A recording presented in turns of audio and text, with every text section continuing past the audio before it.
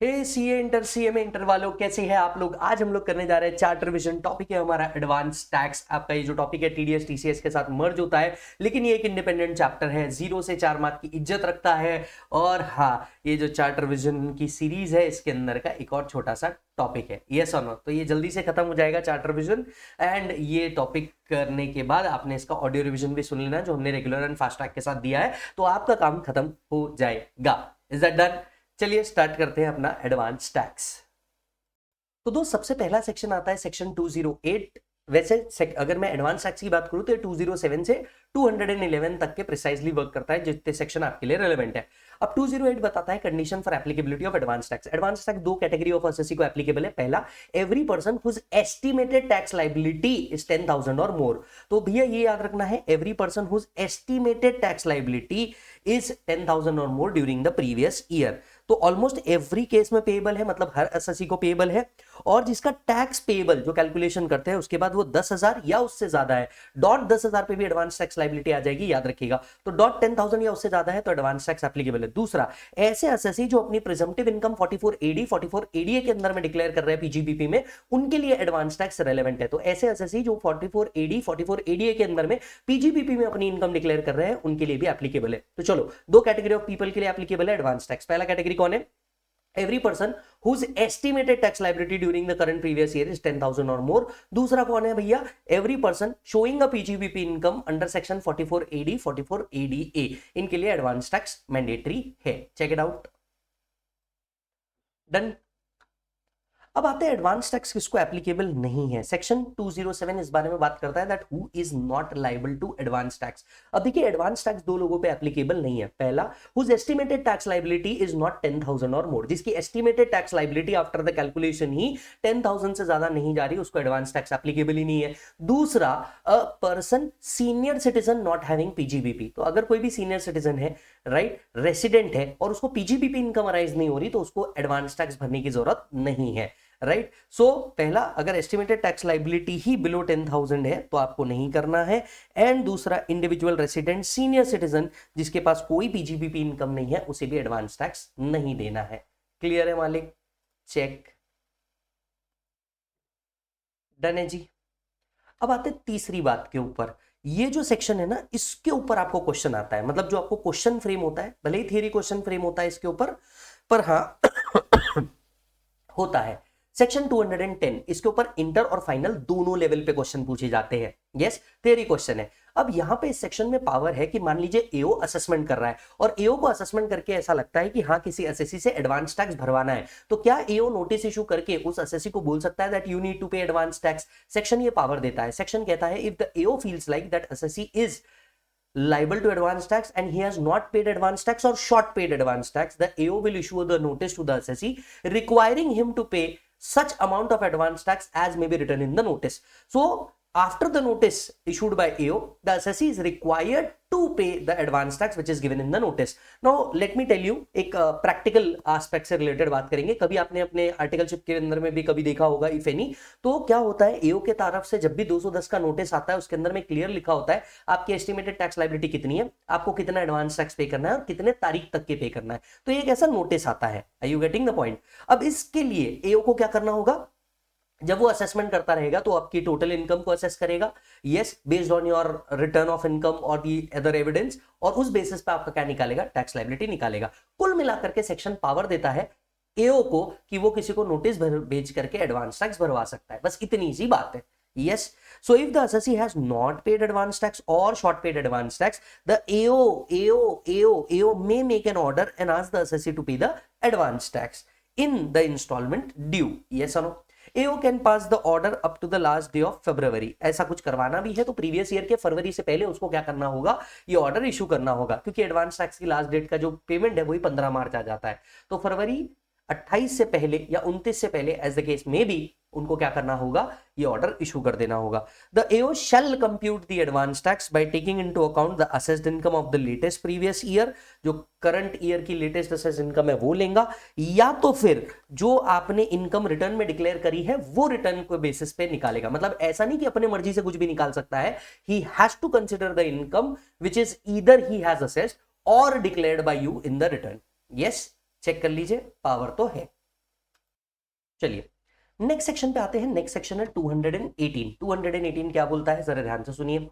218 आपसे कहता है कि मान लीजिए 210 के हिसाब से एओ ने आपको नोटिस भेजा और नोटिस भेज करके बोला चलो एडवांस टैक्स भर दो, या फिर सेक्शन 211 में जो ड्यू डेट्स दी है एडवांस टैक्स की, उस डेट तक के आपको एडवांस टैक्स पे करना था।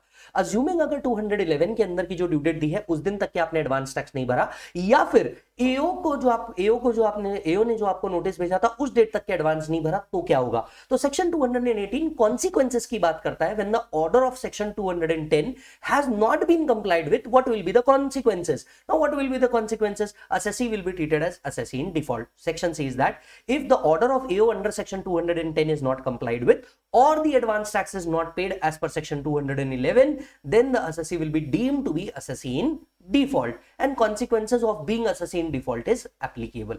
So check कीजिएगा, if any assessee does not pay on the date specified in 211 or as per the order of AO, he shall be deemed to be assessee in default. वो क्या माना जाएगा, assessee in default माना जाएगा। Check कर लीजिए। चलिए यहां से चलते हैं नेक्स्ट सेक्शन के ऊपर। नेक्स्ट सेक्शन आता है आपका 211। 211 ड्यू डेट्स देता है एडवांस टैक्स कब तक के पे कर देना चाहिए इसकी।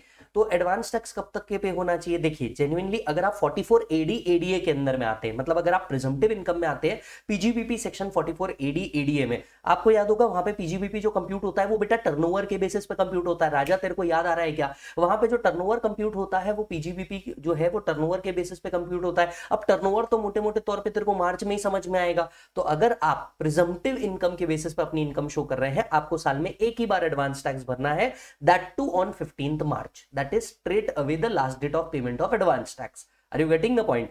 तो अगर आप प्रिजम्पटिव इनकम में अपनी इनकम शो कर रहे हैं पीजीबीपी में, that is section 44 AD 44 ADA के अंदर में, तो आपको साल में एक ही बार एडवांस टैक्स भरना है, दैट इज बाय 15th मार्च 100%। कितना भरना है, 100%।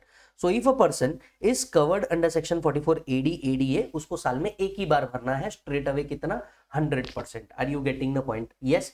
दूसरा, अगर आप 44 AD ADA के अंदर में नहीं आते, अगर आप 44 AD ADA के अंदर में नहीं आते, तो साल में 4 बार आपको एडवांस टैक्स भरना होता है। साल में कितने बार, 4 बार एडवांस टैक्स भरना होता है। बड़ा सिंपल तरीका बताऊंगा इसको याद रखने का, तुम बोलोगे सर मजा आ गया। ड्यू डेट याद रखने का बड़ा सिंपल तरीका, ऐसा तरीका तुमने इसके पहले कभी नहीं देखा होगा। तो सर तरीका क्या है, तुम बोलोगे भाई साहब फुल रिस्पेक्ट, क्या तरीका है सर, क्वार्टर खत्म होने से, क्वार्टर 3 मंथ्स क्वार्टर खत्म होने से 15 दिन पहले। तो पहला क्वार्टर कब हुआ, पहला क्वार्टर कब हुआ, अप्रैल मई जून, 15 जून तक के आपको भरना है, क्वार्टर खत्म होने से 15 दिन पहले, राइट। दूसरा क्वार्टर क्या हुआ आपका, जुलाई अगस्त सितंबर, 15 सितंबर, क्लियर है। तो क्वार्टर खत्म होने से 15 दिन पहले, तो 15 जून, 15 सितंबर, 15 दिसंबर, 15 मार्च, आपको इस तरीके से साल में 4 बार एडवांस टैक्स भरना है।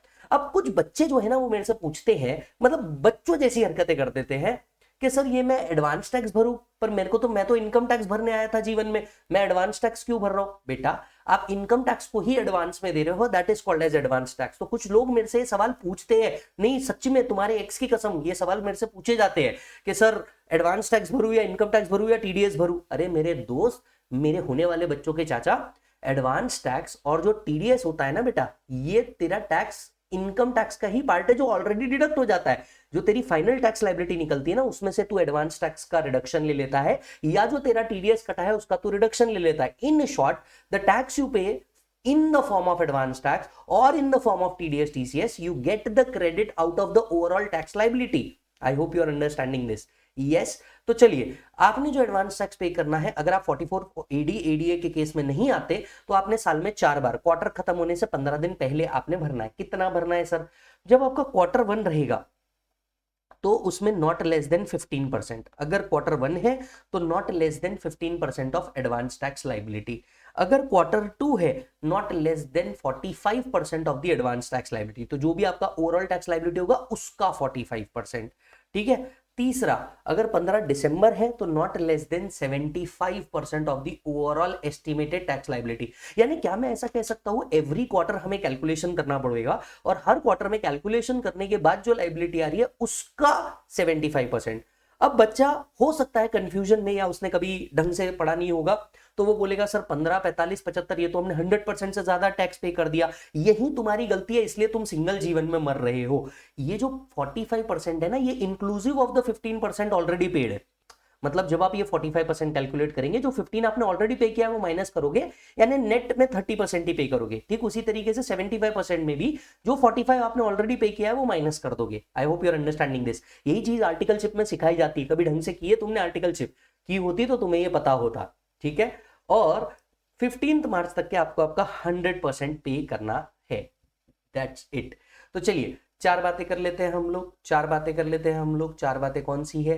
पहली बात, अगर आप 44 एडीए के अंदर में आ रहे हैं तो एडवांस टैक्स आपको 15 मार्च तक के भरना है। लास्ट डेट कौन सी बनती है बोलो? लास्ट डेट बनती है 15 मार्च, 100% पे करना है। अगर आप 44 एडीए के अंदर में नहीं आ रहे तो साल में 4 बार एडवांस टैक्स देना है, 15 जून, 15 सितंबर, 15 दिसंबर, 15 मार्च। याद रखने का तरीका, क्वार्टर खत्म होने से 15 दिन पहले, राइट? कितना कितना भरना है? 15, 45, 75, 100, 15%, 45%, 75% and 100% of the estimated tax liability. अब आप में से कोई नालायक मुझसे पूछ सकता है कि सर आपने कहा कि 15 मार्च लास्ट डेट है और हम एस्टिमेट के बेसिस पे एडवांस टैक्स भर रहे हैं, तो सर ये एस्टिमेट तो बदल सकता है। मान लीजिए 17 मार्च को अगर मेरे को लॉटरी लग गई और 15 मार्च आपने लास्ट डेट दे रखी है एडवांस टैक्स की, तो लॉजिकल है मेरा एस्टिमेट तो कंफर्म गलत ही हुआ होगा, और उस केस में जो मैंने एडवांस टैक्स पे किया होगा वो तो कंफर्म ही गलत होगा। यस और नो? वो तो फिर कंफर्म ही गलत होगा। आप बिल्कुल सही सोच रहे हैं सर, उस केस में आपका एडवांस टैक्स कंफर्म ही गलत हो जाएगा। इस बात को ध्यान में रखते हुए लॉ ने एक और बात कही, कहा कि अगर 15 मार्च से 31 मार्च के बीच में भी आप कुछ पे करते हैं तो उसे एडवांस टैक्स से ट्रीट किया जाएगा और उस पर इंटरेस्ट नहीं लगाया जाएगा। So any amount paid by way of advance tax on or before 31st March will also be treated as advance tax। इसे भी क्या माना जाता है? एडवांस टैक्स ही माना जाता है। यस अब आप बोलोगे कि सर हमें एडवांस टैक्स साल में 4 बार देना है, जून, सितंबर, दिसंबर, मार्च। मान लो 15 जून के दिन छुट्टी हो गई, बैंकिंग हॉलीडे हो गया, 15 दिसंबर के दिन बैंकिंग हॉलीडे हो गया। देखिए आज इस बात का कोई फर्क नहीं पड़ता, क्योंकि जो आप पेमेंट करते हैं एडवांस टैक्स का वो ऑनलाइन होता है और वो बैंकिंग हॉलीडे पे भी हो जाता है। लेकिन अब तक इतना डिजिटल इंफ्रास्ट्रक्चर पूरे इंडिया भर में नहीं है, तो हो सकता है कोई एसएससी बहाना दे दे, कोई एसएससी बहाना दे दे, नहीं यार मेरे पास तो बैंकिंग फैसिलिटी नहीं थी, उस दिन बैंक बंद था, मैं क्या करूं? लॉ ने बोला ठीक है कोई बात नहीं, अगर उस दिन बैंक बंद है तो नेक्स्ट वर्किंग डे पे दे दे। So, if the due date for payment of any installment is a banking holiday and payment is made on the next working day, no interest shall be leviable। No interest shall be leviable। उस case में interest कोई applicable नहीं होगा, आप next working day पे पे कर दीजिए। यस आपने ऐसे पे नहीं किया, एसएससी इन डिफॉल्ट माना जाएगा, एसएससी इन डिफॉल्ट माना जाएगा। चेक कर लो। चलिए आगे बढ़ते हैं। नेक्स्ट सेक्शन आता है हमारा प्रोविजो टू सेक्शन 234। अब ये क्या है मैं आपको बताता हूं। What about advance tax in case of capital gain and casual income. अब देखो यार, कैपिटल गेन और कैजुअल इनकम ऐसी इनकम है जो आपको तो नहीं पता होता कि आपको मिलेगी। फॉर एग्जाम्पल मैं एक लॉटरी का टिकट लेके आ गया, अब जरूरी है क्या वो मेरे को लगेगी? यस आई डोंट नो, तो उस बेसिस पे मैं एडवांस टैक्स कैसे पे कर सकता हूँ, ये एक सवाल उठा। ठीक उसी तरीके से एग्जैक्टली कैपिटल गेन कितना आएगा ये मुझे नहीं पता होता, तो सवाल उठता कि क्या capital gain and casual income पे भी एडवांस टैक्स देना है? तो भैया लॉ बोलता है मेरे नजरों में सब सेम है। लॉ कहता है भैया कोई डिफरेंस नहीं है मेरे नजरों में सब सेम है। तो लॉ ने कहा कि भैया देखो advance tax is applicable on all kind of income. क्या कहा लॉ ने कहा advance tax is applicable on all kind of income. हालांकि this income can't be estimated, however this income can't be estimated, hence advance tax will be paid in the next instalment after this income arise. तो उन्होंने कहा कि देखो भैया हाँ ये हम भी मानते हैं कि ये इनकम असर्टन नहीं की जा सकती, इसीलिए जो एडवांस टैक्स है वो आपको नेक्स्ट इंस्टॉलमेंट में पे करना है जब भी ये इनकम आ गई उसके बाद। अब दूसरी चीज कि सर मेरे को एक बात बताओ, मान लो कोई ड्यू डेट बची नहीं, 17 मार्च के दिन आया तो उन्होंने बोला कोई बात नहीं, 15 मार्च से 31 मार्च के बीच में भी जो पे करोगे वो भी तो एडवांस टैक्स ही होगा। तो लॉ ने कहा, लॉ ने तीन सिंपल बात करी। लॉ ने पहली बात करी advance tax is applicable on all kind of income. Law ने दूसरी बात करी however capital gain and casual income can not be estimated, hence you pay in the next due date after the income arise. And तीसरी बात करी if no due date is pending on और before 31 March, काम खत्म। So advance tax is payable on all type of income. Estimating income which is generally unexpected, advance tax should be paid in the remaining installment after it is received. Yes, where no such installment is due by 31st March of the relevant financial year. If entire amount of tax payable is so paid, then no interest for late payment will be levied. चलिए next concept पे आता है। आपका next concept है computation किस तरीके से करेंगे। तो देखो एडवांस टैक्स का कंप्यूटेशन बड़ा ही सिंपल तरीके से होता है दोस्त, जब तू आर्टिकलशिप में जाएगा तेरे को समझ में आएगा। देख लॉजिकली क्या करते हैं, तेरे पास्ट ईयर के इनकम रिटर्न्स को उठाया जाता है, देखा जाता है कि जनरली इसकी इनकम कितनी है। अब आप जब ऑफिसेज में जाएंगे तो आप देखेंगे कि भैया लास्ट ईयर की इनकम को उठा करके 10 से 15% का एडिशन हो जाता है और उस बेसिस पे आपके 5 हेड की इनकम निकाली जाती है। जनरली कौन कौन से डिडक्शन है जो वो लेता है, इस साल भी वो डिडक्शन देने के बाद आपकी टोटल इनकम निकाली जाती है। अब एक बात याद रखो, ये सारी चीजें एस्टिमेट के बेसिस पे हो रही है, यस और नो, बिकॉज यू पे advance tax in the previous year itself, तो ये एस्टिमेट के बेसिस पे हो रहा है। यही टैक्सेबल इनकम के बेसिस पे आपका फाइनल टैक्स लाइबिलिटी निकाला जाता है after applying surcharge, rebate, cess if any. जो भी आपका फाइनल टैक्स लाइबिलिटी आता है after looking to all adjustment तेरा टैक्स लाइबिलिटी निकाला जाता है। इसमें से अगर तेरा टीडीएस तूने ऑलरेडी पे किया है वो माइनस करते हैं, तेरा कोई मैट एएमटी क्रेडिट है उसको माइनस करते हैं, and you get final advance tax payable. इसी का तेरे को अकॉर्डिंगली क्या करना पड़ता है, 15, 45, 75, 100, that is 15, 45, 75 and 100, and in case of 44 AD ADA तेरे को स्ट्रेट अवे 15 मार्च के दिन अकॉर्डिंगली तेरा टैक्स पेबल निकाल करके इस पे एडवांस टैक्स पे करना होता है। So this is how you compute advance tax. तो एस्टिमेटेड के बेसिस पे तेरी इनकम निकलती है, एस्टिमेट के बेसिस पे तेरा टैक्स निकलता है, एंड अकॉर्डिंगली इसमें से टीडीएस एक्सेट्रा माइनस करने के बाद तेरा फाइनल टैक्स लायबिलिटी निकलता है, एडवांस टैक्स पेबल निकलता है।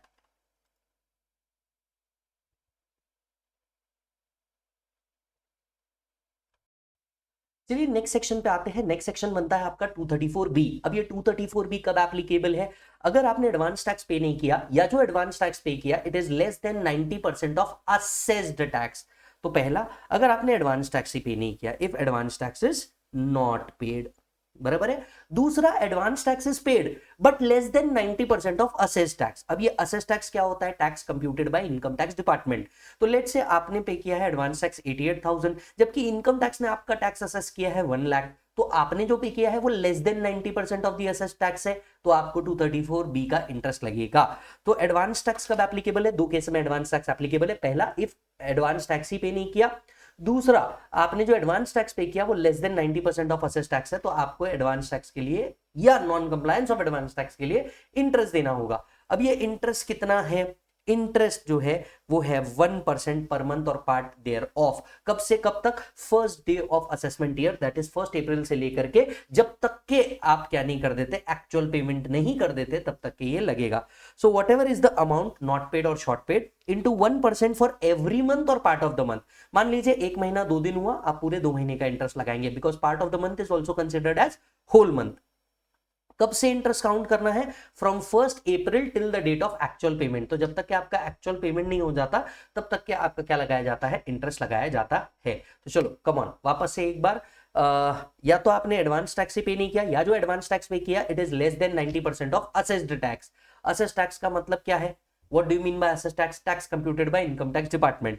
So अगर असेसमेंट नहीं हुई है तो 143(1) के हिसाब से जो आपका समरी असेसमेंट होता है वो आपके लिए असेस टैक्स माना जाएगा। अगर आपका रेगुलर असेसमेंट हो गया है तो जो भी आपका डिपार्टमेंट ने रेगुलर असेस करके इनकम निकाला है वो आपके लिए कंसिडर किया जाएगा। इसमें से जो आपके रिलीफ है, टीडीएस टीसीएस क्रेडिट है या मैट क्रेडिट है, वो माइनस कर दिए जाएंगे। ये आपका amount of advance tax not paid और शॉर्ट पेड बन जाएगा। तो ये जो भी advance of amount not paid और short paid into 1% for every month और पार्ट ऑफ द मंथ, कहां से कहां तक, 1 April of the assessment year से लेके till the date of actual payment of tax. Yes और नो, राइट।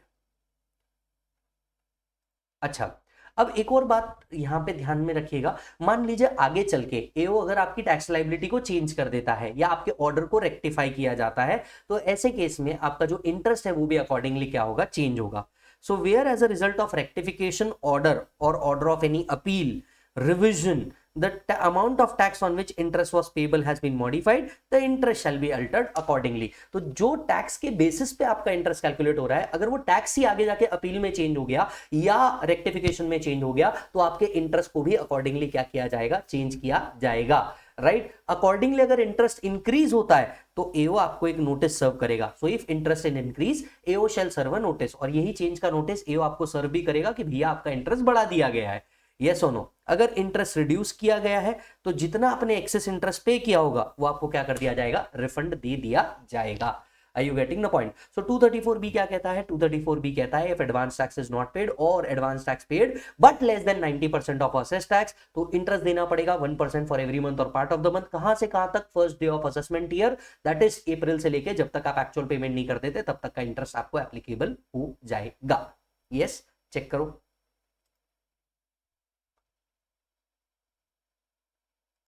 चलिए अब नेक्स्ट बात करते हैं। नेक्स्ट बात आती है हमारी 234C की। अब ये 234C क्या है सर? 234C लगता है जब आपने एडवांस टैक्स ही पे नहीं किया या आपने एडवांस टैक्स का जो डिफरमेंट है ये प्रॉपर नहीं किया। यस, अब आप पूछेंगे चलो एडवांस टैक्स नहीं पे किया ये तो समझ में आया, एडवांस टैक्स का डिफरमेंट प्रॉपर नहीं किया, इसका क्या मीनिंग होता है?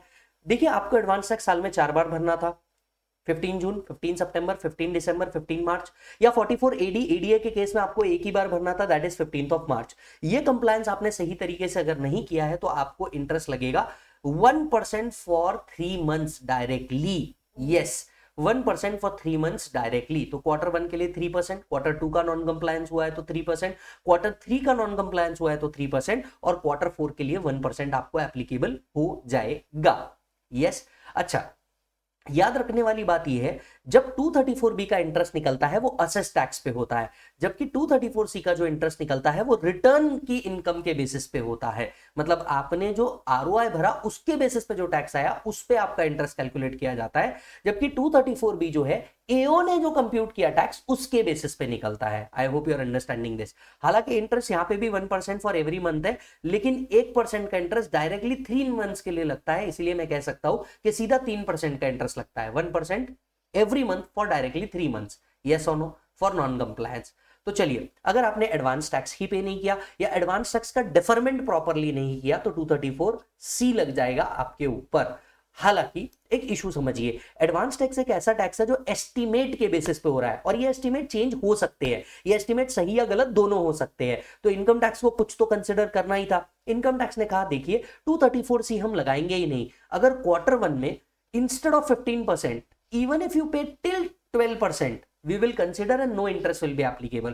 क्योंकि देखिए ये पूरा टैक्स जो है ये एस्टीमेट के बेसिस पे किया जा रहा है और एस्टीमेट गलत हो सकता है, और ऐसे केस में एसएससी के ऊपर इंटरेस्ट लगा देना because of the wrong estimate ये उसके लिए जेन्युइन हार्डशिप हो जाती थी। इसीलिए उनको क्या दिया, एक बफर दिया। उन्होंने बोला 15% पे नहीं कर रहे हो, we will adjust till 12%, we will adjust till 12%, 12% से नीचे गया वी विल चार्ज 234C।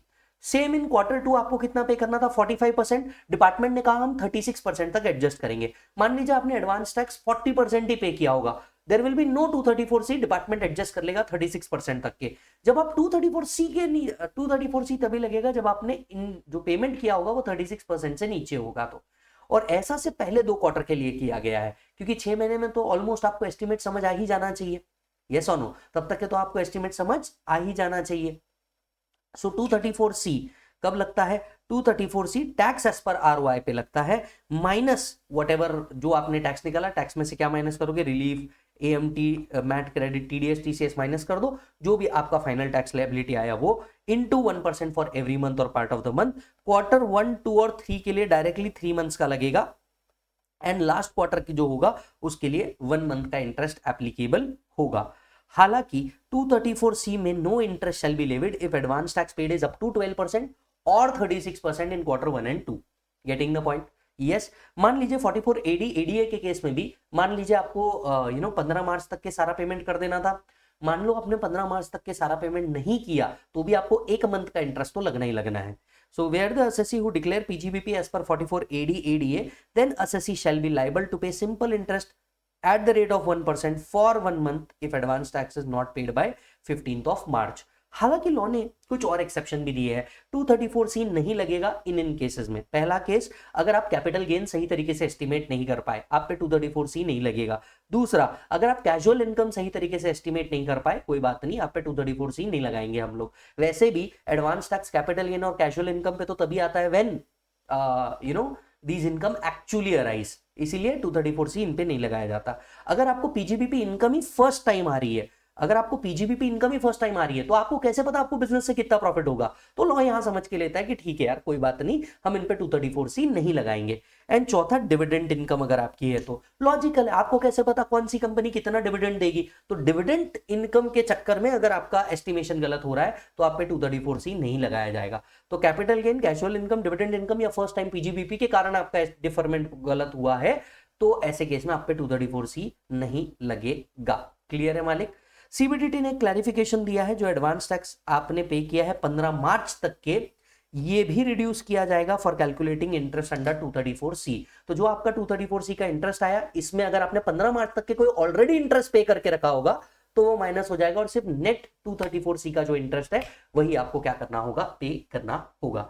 तो चलिए 234C एक और बार डिस्कस कर लेते हैं। पहला, 234C is applicable when advance tax is not paid और the deferment of advance tax is not done properly. दूसरा, एडवांस टैक्स अगर आपने ये सही तरीके से पे नहीं किया, 234C का जो इंटरेस्ट है वो 1% फॉर एवरी मंथ और पार्ट ऑफ द मंथ है। Quarter 1 straight 3%, quarter 2 straight 3%, quarter 3 straight 3% and quarter 4 में 1% का इंटरेस्ट आएगा ही आएगा। Capital gain, casual income, dividend income या पीजीबीपी फर्स्ट टाइम अराइज हुई है, 234C नहीं लगेगा। देन अगर मान करके चल लीजिए 44AD है, 44ADA है, 15 मार्च तक के पे करना था, नहीं किया, आपको 1% फॉर 1 मंथ लगना ही लगना है। अगर आपका क्वार्टर 1 में 12% से नीचे नहीं है या क्वार्टर 2 में 36% से नीचे नहीं है तो आपको एडवांस टैक्स भरने की जरूरत, 234C भरने की जरूरत नहीं है। Is that done? चेक। चलिए, तो भाई साहब इस तरीके से आपका पूरा एडवांस टैक्स का चार्ट रिवीजन खत्म होता है। हमने एक और टॉपिक का चार्ट रिवीजन खत्म कर दिया और इस तरीके से आपका एडवांस टैक्स का चार्ट रिवीजन भी खत्म होता है। नेक्स्ट चार्ट रिवीजन में आपसे मिलूंगा, तब तक के लिए आप अपना पूरा ख्याल रखें। ये चार्ट आपको ekatwamacademy.com पे मिल जाएंगे या फिर आप हमारे सेंटर पार्टनर से ले सकते हैं। अगर ये वीडियो ने आपकी वैल्यू ऐड की तो दिल से कमेंट छोड़ के जरूर जाइएगा एंड अपने दोस्तों को भी ये फॉरवर्ड कीजिएगा। तब तक के लिए आप अपना पूरा ख्याल रखें। Bye bye and take care.